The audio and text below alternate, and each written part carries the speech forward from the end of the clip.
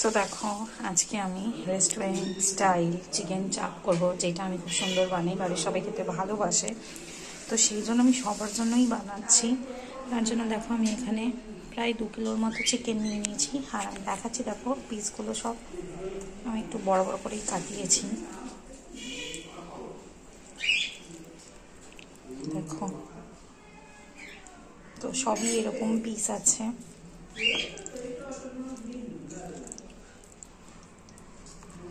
এখানে আমি কি কি দিয়েছি মশলা আমি বলে দিচ্ছি। 200 গ্রাম টক দই দিয়েছি, লঙ্কার গুঁড়ো দিয়েছি, নুন দিয়েছি। এইখানে সেটা পেঁয়াজ বাটা আর রসুন বাটা একসাথে করেছি। আর এইটাতে দেখো পোস্ত, কাঁচা লঙ্কা, চালমগজ আর হচ্ছে কাজু বাদাম বাটা সব একটু একটু করে নিয়ে আমি এটাকে মাখিয়ে ম্যারিনেট করে ঢেকে ফ্রিজে রেখে দেবো প্রায় 2 ঘন্টার মতন। তাহলে কী হবে, চিকেনটা অনেক সফট হয়ে যায়। তারপরে আমি বানাবো। সো যেমন বলেছিলাম যে আজকে চিকেন চাপটা আমি করবো সন্ধ্যেবেলার, কারণ এটা মানে বাড়ির সবাই খেতে খুব ভালোবাসে। যেহেতু চিকেন চাপটা মানে আমি খুব টেস্টি করি, আমরা বাইরে থেকে কিনে খাই না, বাড়িতেই বানাই। সো ম্যারিনেশনটা তো আমি দেখিয়েছি যে কি কি মশলা অ্যাড করেছি আর কতক্ষণ। আমি বেশ অনেকক্ষণই ম্যারিনেট করেছি, তার কারণ আমি দুপুর 3টে নাগাদ ম্যারিনেট করেছিলাম। আর এখন ধরো বাজে হচ্ছে 8টা নাগাদ আমি করছি। অতক্ষণ না করলেও হবে, আমার কাছে যেহেতু টাইম ছিল আমি করে রেখেছিলাম, চিকেনটা অনেকটা সফট হয়ে যায়। চলো দেখাচ্ছি। এবার আমি এটা বের করে নিলাম, আমি সাদা তেলে করব। তো কড়াই এবার সাদা তেল দিচ্ছি। এখানে দেখো এগুলো নিয়ে নিয়েছি, তেজপাতা নিয়েছি, আর এখানে লবঙ্গ নিয়েছি, এলাচ, গোটা এলাচ নিয়েছি। চিকেনটা দেখো পুরো অনেকক্ষণ ম্যারিনেট হয়েছে। মশলাটা এখানে আমি বলে দিচ্ছি আরেকবারও। পোস্ত, কাঁচা লঙ্কা, চালমগজ, কাজু বাদাম বাটা, আর এখানে আছে পেঁয়াজ, তার সাথে রসুন। তো দেখো আমি সাদা তেল দিয়ে দিচ্ছি, কড়াইয়ে গরম হয়ে গেছে। তেজপাতা, গোটা এলাচ আর লবঙ্গ আমি দিয়ে দিয়েছি। তেলটা কিন্তু পুরোই গরম হয়ে গেছে।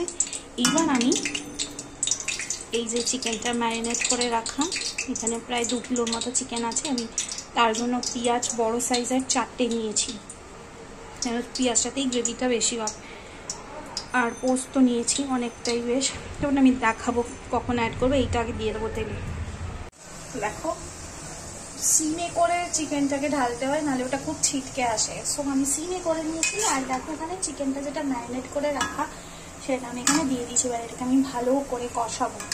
আর এইটা রেখে দিতে লাগবে, এইটাকে জল দিয়ে আমি ধুয়ে আবার পরে দেবো। তো আগে ভাগে ভালো করে চিকেনটাকে কষিয়ে নিতে লাগবে। তো ভালো করে এখন কষাচ্ছি কিছুক্ষণ। আর তারপরে আমি আর যে পেস্টগুলো বানিয়ে রেখেছি সেই পেস্টগুলো আমি অ্যাড করব। সো দেখো আমি সাদা তেলের মধ্যে কিন্তু একটু ঘি দিয়ে নিয়েছিলাম। পিসগুলো দেখো অনেকটা বড় করে পিস করে নিয়েছি।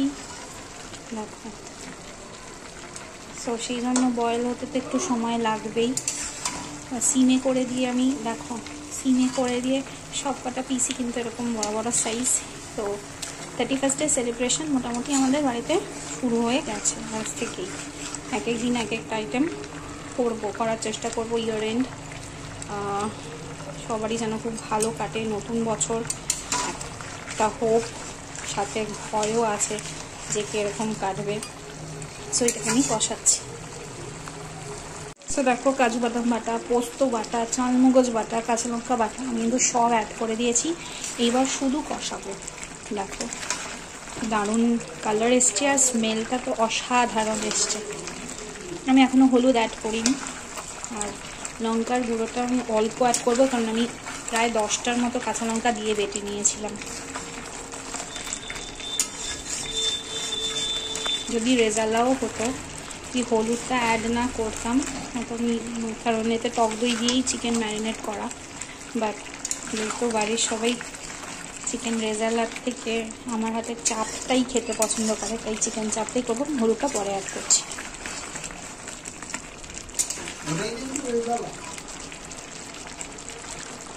সো দেখো আমি সমস্ত মশলা দিয়ে দিয়েছি, ইভেন ম্যারিনেশন করে রেখেছিলাম যে দই দিয়ে মাখানো, সেই জলটাও কিন্তু আমি দিয়ে দিয়েছি। এবার আর কিছু আমার দেওয়ার নেই, আর একটু জাস্ট গরম মশলা দিয়েছি। এবার এটা বয়েল হবে, চিকেনটা সেদ্ধ হবে। ঢেকেও দিতে পারো ডিশ দিয়ে, তাহলে তাড়াতাড়ি হয়ে যাবে। আমি ঢাকবো না, আমি এইভাবেই করব। জাস্ট 10 মিনিটস বয়েল করব, তাহলেই কিন্তু তৈরি হয়ে যাবে চিকেন চাপ।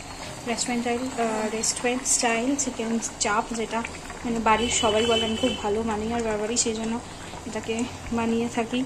এই তো সেলিব্রেশন মান্থ, আর কিছুদিন পর আমাদের বছর শেষ হচ্ছে, তো চেষ্টা করবো এই 3 দিন কিছু না কিছু ডিফারেন্ট স্পেশাল রান্না করার, যাই করব দেখাবো।